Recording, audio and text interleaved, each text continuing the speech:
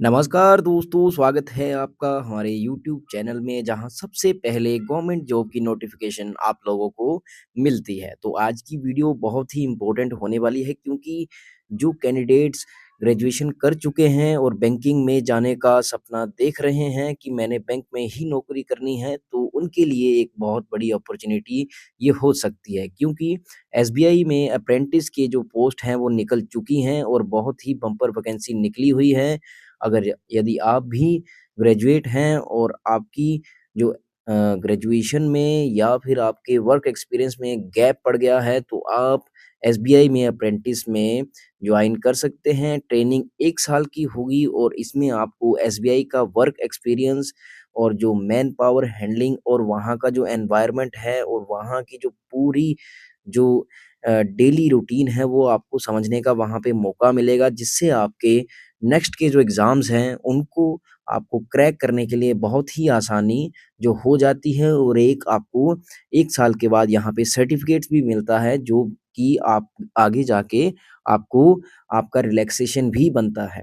तो वीडियो में बने रहें और अगर इससे पहले अगर आपने चैनल को सब्सक्राइब नहीं किया है, तो चैनल को सब्सक्राइब कर लीजिए और बेल आइकन को प्रेस कर दीजिए ताकि ऐसी ही इन्फॉर्मेटिव वीडियो आपके पास सबसे पहले पहुँचती रहे। तो चलिए वीडियो को शुरू करते हैं। तो स्टेट बैंक ऑफ इंडिया ने सेंट्रल रिक्रूटमेंट प्रपोर्शनल डिपार्टमेंट ने एडवर्टाइजमेंट नंबर CRPD APPR 2026-27 के तहत अप्रेंटिस की जो वैकेंसी निकाल निकाल रखी है और ये डिपार्टमेंट जो है वो सेंट्रल रिक्रूटमेंट प्रमोशन डिपार्टमेंट है। CRPD के तहत ही एसबीआई ने जो वैकेंसी निकाली है, बहुत ही ज़्यादा पोस्ट हैं जो ये निकल चुकी है all over India across 34 states oblique union territories में ये पोस्ट निकल चुकी हैं। मेल फीमेल कैंडिडेट्स कोई भी इसमें अप्लाई कर सकता है और आपका जो इसमें स्टाइफंड रहेगा वो 15,000 रहेगा। दोस्तों, बहुत अच्छा आपका जो यहाँ पे पे लेवल है। यहाँ पे आपको सैटरडे संडे छुट्टी रहती है और एज पर गवर्नमेंट रूल के हिसाब से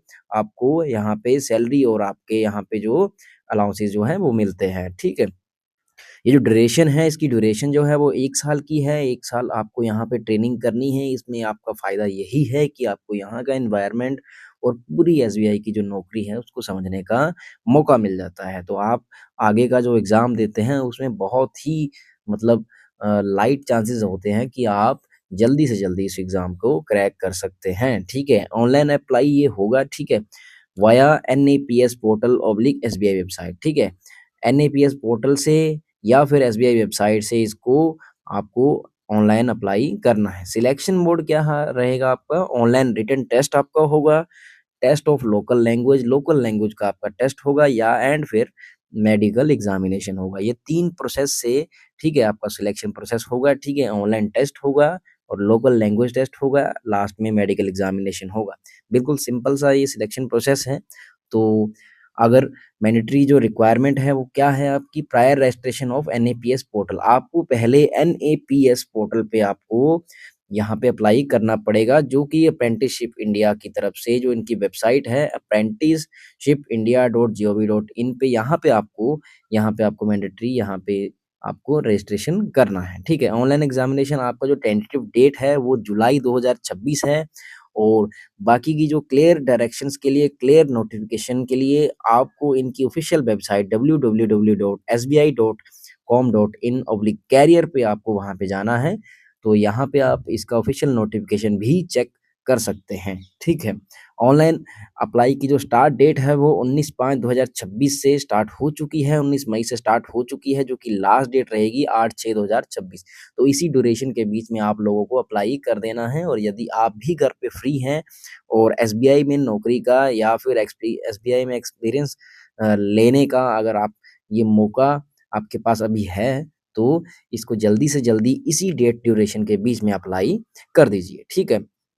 और एज आपकी कब से कैलकुलेट की जाएगी? 1 अप्रैल 2026 से आप, ठीक है, 1 अप्रैल 2026 से आपकी जो एज है वो हो जानी चाहिए, जो भी रिक्वायर्ड है मैं आगे बताता हूँ आपको, ठीक है। तो ऑनलाइन एग्ज़ामिनेशन आपकी जो जुलाई 2026 है और रिटन एग्ज़ाम आपका नोटिफ़ाई आपको बाद में कर दिया जाएगा। वैकेंसी है 7,150 जो ऑल ओवर इंडिया वैकेंसी है। अभी देख लेते हैं स्टेट वाइज़ वैकेंसी कितना है, ठीक है। तो गुजरात में 217 है और आंध्र प्रदेश में गुजरात में लैंग्वेज जो आपको गुजराती आनी चाहिए और 217 वैकेंसी है। आंध्र प्रदेश में तेलुगु इसमें 709 वैकेंसी है और कर्नाटका में कन्नड़ा आपको आनी चाहिए और 276 वैकेंसी है। छत्तीसगढ़ में आपको हिंदी आनी चाहिए 93 वैकेंसी है। मध्य प्रदेश में आपको हिंदी आनी चाहिए 285 वैकेंसी है। उड़ीसा में आपको उड़िया आनी चाहिए जिसमें 229 वैकेंसी है और अपना यूनियन टेरिटरी जो लद्दाख है, लद्दाख में आपको उर्दू या फिर भोटी आपको आनी चाहिए। हिमाचल प्रदेश में आपको नॉर्मल हिंदी आनी चाहिए और 180 वैकेंसी है और यूनियन टेरिटरी जो चंडीगढ़ है इसमें आपको हिंदी पंजाबी दोनों आनी चाहिए, इसमें 15 वैकेंसी है। सेम पंजाब में आपकी 345 वैकेंसी है और आपको पंजाबी आनी चाहिए।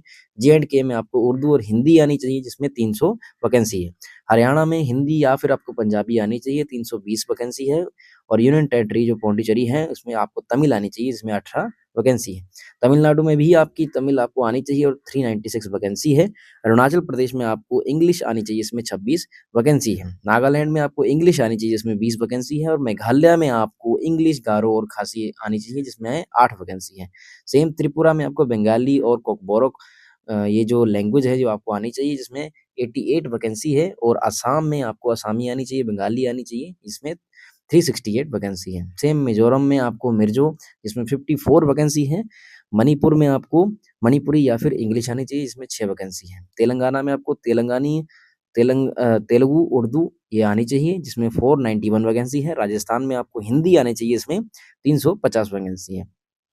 वेस्ट बंगाल में आपको बंगाली या फिर नेपाली आनी चाहिए इसमें 460 वैकेंसी है और यूनियन टेरिटरी जो है आपका अंडमान और निकोबार जो है उसमें आपको हिंदी और इंग्लिश दोनों आनी चाहिए, इसके लिए 42 वैकेंसी है। सिक्किम में आपको नेपाली या फिर इंग्लिश आनी चाहिए इसमें 50 वैकेंसी है। उत्तर प्रदेश में आपको हिंदी ऑब्लिक उर्दू आनी चाहिए जिसमें 561 वैकेंसी है। महाराष्ट्र में मराठी आनी चाहिए इसमें 504 वैकेंसी है।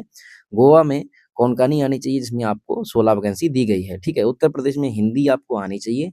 उत्तराखंड में 115 वैकेंसी है और दिल्ली में भी आपको हिंदी आनी चाहिए जिसमें 105 वैकेंसी है।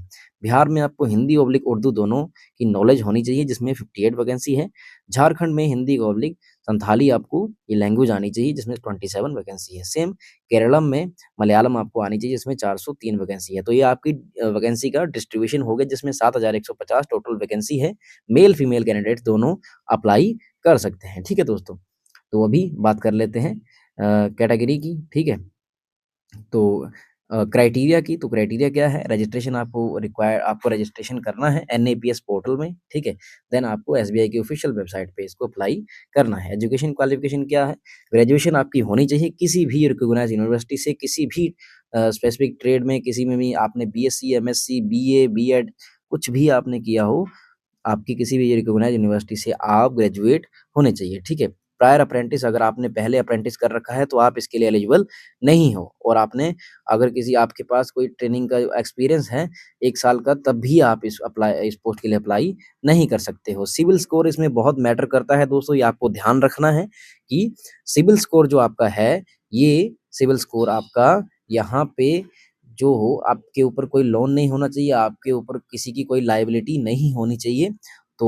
उस हिसाब से आपको यहाँ पे अप्लाई करना है। ठीक है, आधार कार्ड की आपकी रिक्वायरमेंट है, आपको आपके जो नॉर्दर्न स्टेट है वहाँ पे आपको आईडी प्रूफ जो है वो आधार कार्ड रहेगा। ठीक है, और कंट्रैक्ट साइनिंग जो आपका होगा आधार कार्ड पे बेसिस पे ही होगा। ठीक है, और आपकी जो नेशनलिटी होगी वो इंडियन सिटीजन होनी चाहिए। ठीक है, तो आपकी जो जनरल के लिए एज लिमिट है 20 से 28 साल है और एससी एसटी के लिए 5 साल की रिलैक्सेशन है जिसमें 33 आपकी एज हो जाएगी। ओबीसी के लिए आपकी 31 एज रखी गई है, लास्ट एज 20 साल से 31 साल आपकी एज हो जाएगी, 3 साल का रिलैक्सेशन है। ठीक है, और पीबीडी के लिए, डिसेबल्ड पर्सन्स के लिए गवर्नमेंट रूल के हिसाब से जो गाइडलाइन है ऑफिशियल नोटिफिकेशन में भी रिलैक्सेशन दी गई है। एप्लीकेशन की जो फीस है दोस्तों, वो आपको कोई भी फीस इसकी पेमेंट नहीं करनी है। फिलहाल इसमें कुछ फीस का कोई जिक्र नहीं किया गया है। अगर हाँ दोस्तों, जनरल ओबीसी ईडब्ल्यूएस के लिए 300 रुपये आपको फीस जो है वो आपको पे करनी पड़ेगी, जो कि नॉन रिफंडेबल है, और एससी एसटी और पार्सली जो डिसेबल के लिए हैं उनके लिए कोई फीस नहीं है। ठीक है, सिलेक्शन प्रोसेस आपका क्या रहेगा, सिलेक्शन प्रोसेस आपका